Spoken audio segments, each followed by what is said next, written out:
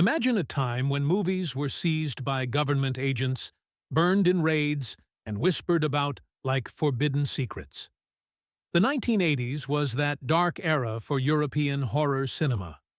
While American audiences sat safely in theaters watching mainstream films, a parallel world of extreme European horror pushed boundaries that shocked, disgusted, and terrified everyone who witnessed them. These were not simple scare films. They were artistic nightmares filled with graphic violence, psychological terror, and surreal imagery that made even hardened critics look away. In this video, we will explore 12 dangerous European horror masterpieces that were too extreme, too artistic, too raw for America to allow. These are the films that authorities tried to destroy, but could never kill.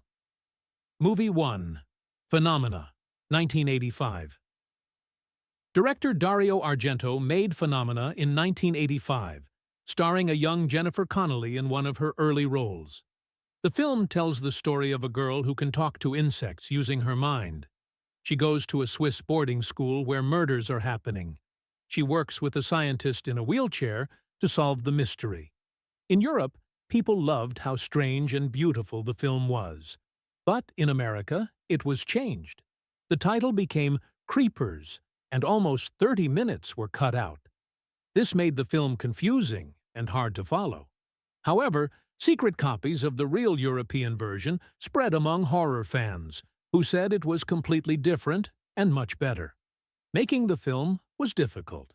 Argento fought with producers about the length and weird style. Connelly, who was only 15 years old, had to work with real swarms of insects. The final version had rock music by bands like Iron Maiden and Motorhead. Today, the full version is celebrated as one of Argento's boldest works. Movie 2. Cannibal Holocaust, 1980. Ruggero Deodato made Cannibal Holocaust in 1980. It was marketed as the most controversial movie ever made. The story shows footage of a film crew that disappears in the Amazon jungle. The footage shows the crew hurting and killing the native people they meet. It looked so real that many people thought the murders were actual. Many countries in Europe banned it.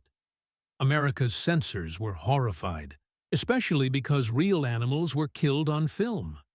Deodato was even arrested in Italy. People started rumors that the actors were actually dead, so he had to prove they were still alive. The filming was very harsh. Actors had to deal with bad jungle conditions. Deodato pushed his crew to the extreme. The decision to kill real animals made the film hated worldwide. People said it was immoral and not fit for audiences, but horror fans thought it was a masterpiece. It was an early example of found footage horror, years before that style became popular. For a long time, America only saw heavily edited versions. However, people who sold movies illegally made sure the full version spread underground. Today, it is studied as both horror cinema and a comment on how people take advantage of others. Movie 3. Stage Fright, 1987. Michele Soavi made Stage Fright in 1987, also called Deliria. The film is about a theater group rehearsing a play when they get trapped inside with a killer who wears a giant owl mask. The killer hunts them one by one using chainsaws, axes, and drills. In Europe, it became popular with fans, but in America, movie companies were worried. The film was attacked for its non-stop violence. Some American states would not show it, while others demanded that certain scenes be removed. Soavi, who had worked with Argento before, pushed his actors and crew to create something that was both scary and artistic. The result was compared to a scary dream mixed with Hitchcock's style. Europe loved how creative it was, but American critics said it was too violent for normal release. Over time, Stage Fright disappeared from America's official movie theaters. It only survived through illegal copies that collectors kept safe. But its reputation grew, especially among young filmmakers who liked its bold camera work and strange images. Today, it is seen as one of the best underrated horror movies of the 1980s. Movie 4. Enigma, 1987. Lucio Fulci made Enigma in 1987. The story is about a shy girl at a Catholic school who gets hurt in a mean prank and falls into a coma. Her spirit stays behind and haunts the people who hurt her with supernatural punishments that get worse with each death. European audiences saw it as Fulci mixing two of his other films together. But in America, it was different. Movie companies said it was garbage, while censors attacked its gross images. One famous death scene shows a person being suffocated by a large group of snails. Theaters refused to show it because they said the image was indecent. During this time, Fulci was getting sicker, but he still wanted to push horror to its limits. The movie had budget problems with rushed special effects and tired actors. Even his crew thought the movie felt cursed. American audiences only saw heavily cut versions on VHS. But in Europe, the full versions were freely available. Over time, Enigma was forgotten and thought to be one of Fulci's worst films. But years later, collectors brought it back, praising its dreamlike feeling and strange images. Today, people see it differently as something important from Fulci's final years. Movie 5. Tenebrae, 1982. Dario Argento made Tenebrae in 1982. The story is about an American author living in Rome whose newest book inspires a series of brutal murders. The film is stylish, modern, and covered in red blood. It was praised in Europe as one of Argento's boldest works, but in America, it was different. Movie censors were shocked by the murder scenes, especially one famous death where two people are killed in one long camera shot. Critics said Argento was celebrating violence against women. British authorities banned it as part of their campaign against violent films. Newspapers called it sick art pretending to be cinema. Argento was fighting his own battles.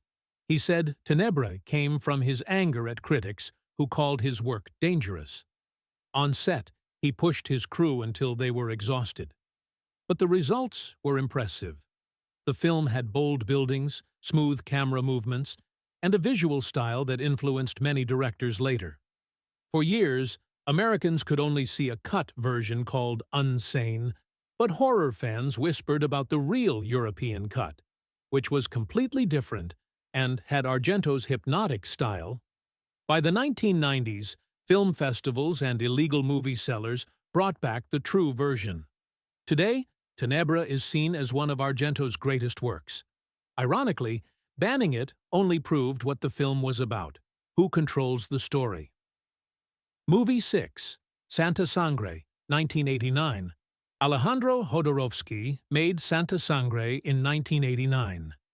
It was never a normal horror film. It was a strange, dreamy experience.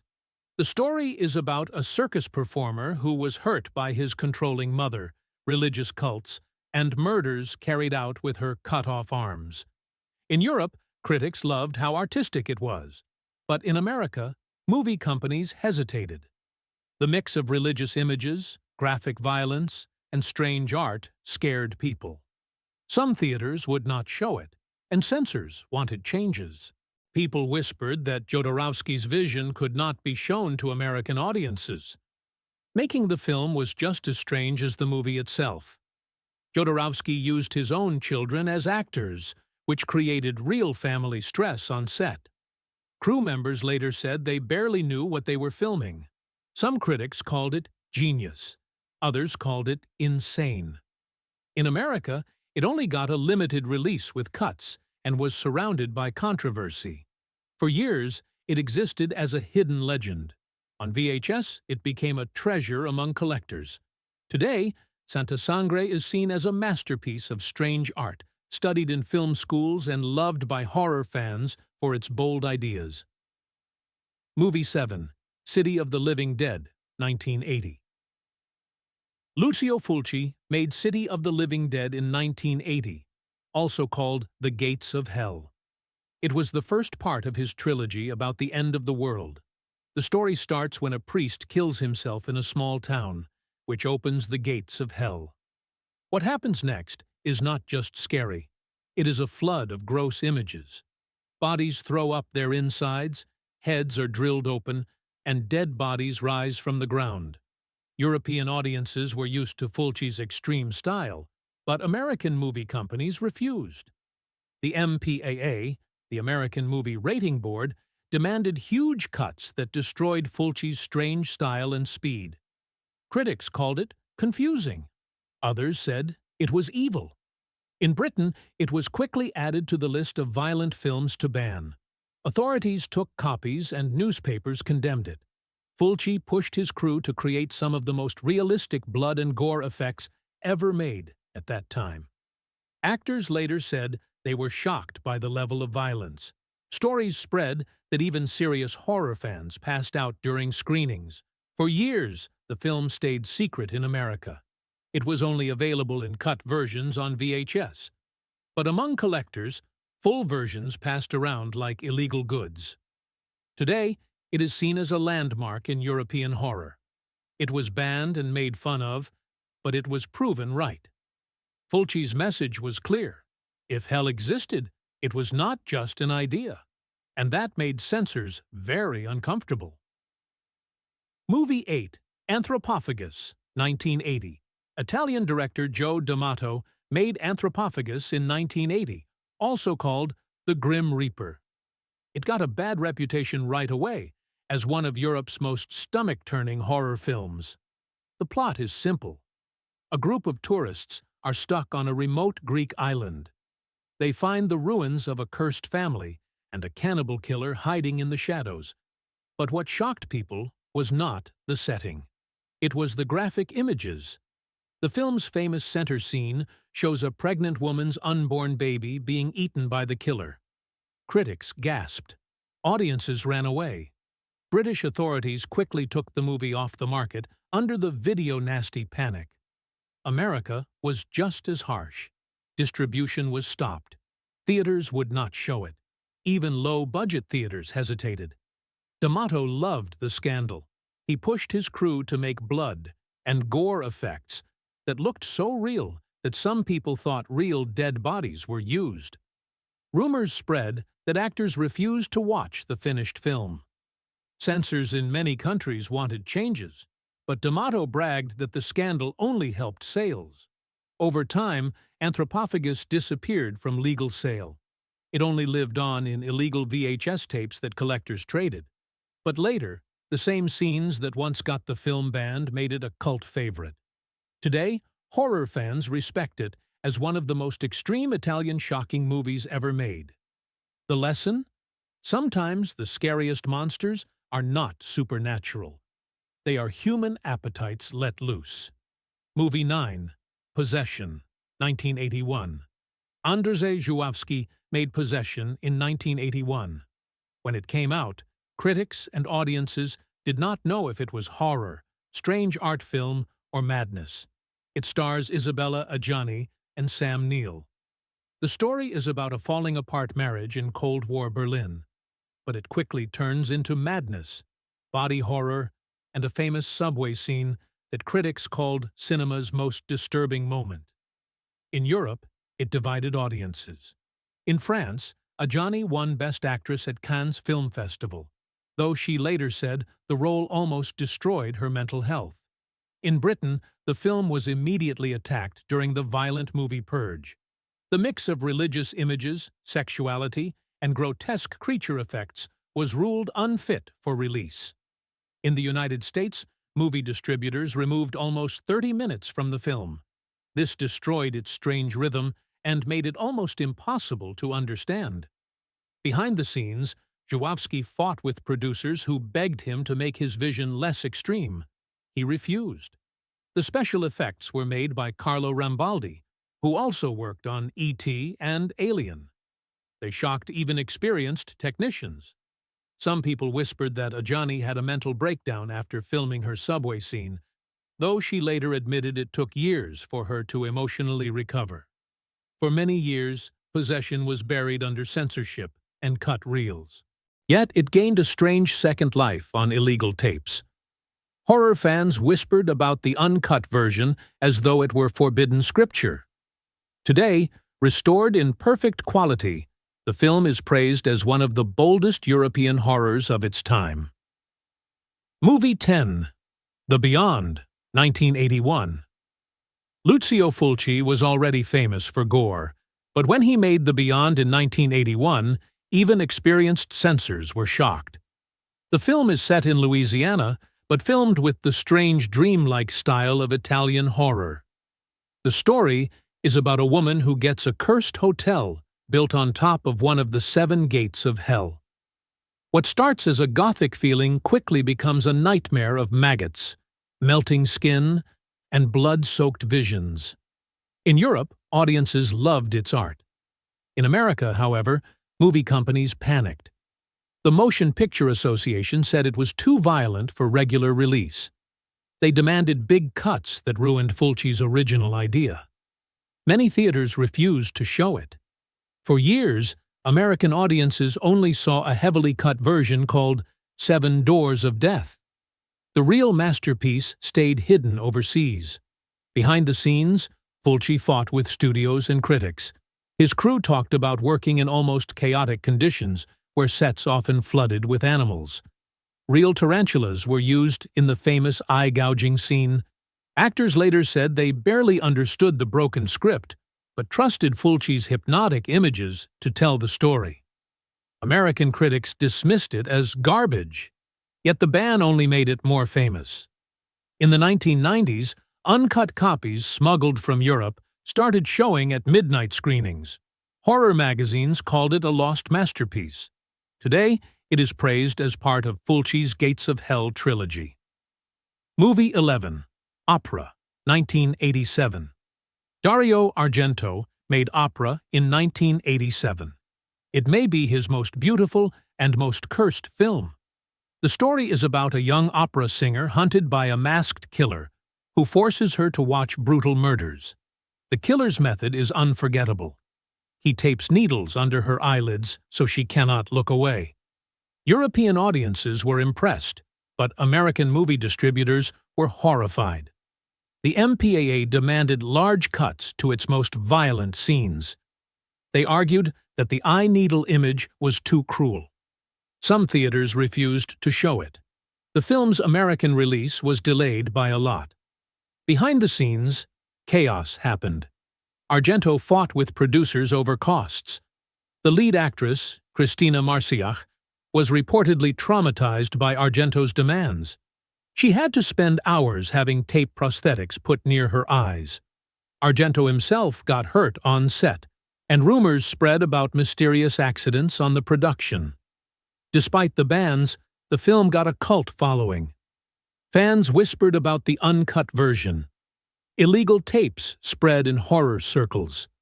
Over time, restorations showed the film's beautiful cinematography and haunting opera scenes. Today, Opera is praised as one of Argento's most ambitious works. It is a bold mix of beauty and violence. Movie 12. Demons, 1985. Lamberto Bava made Demons in 1985, with Dario Argento producing. It was one of the decade's most exciting and scary Italian horror films. The story is about a cursed movie screening where the audience turns into flesh-eating demons. Soon the theater becomes a trap. Art and reality become one bloody nightmare. European audiences cheered its creativity, but in America, censors were alarmed. The MPAA cut a lot from the film. It removed scenes of cut throats, blood-covered attacks, and gross transformations. Critics called it mindless blood. Others whispered that it was dangerous to release a movie where watching a film itself became a death sentence. Behind the scenes, the work was chaotic but exciting. Bava, following his father's path, embraced Argento's love for big spectacle. Actors remembered endless nights filming in small theater sets covered in fake blood.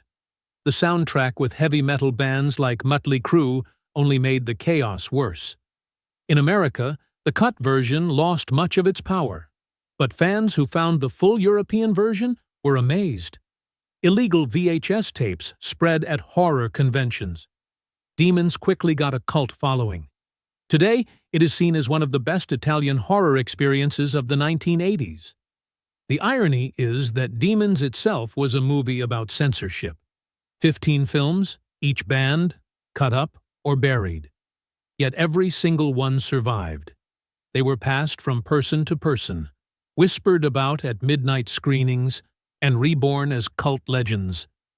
What does it say about us that the movies we tried hardest to kill became the ones we remember the most? Which of these forbidden nightmares would you dare to watch?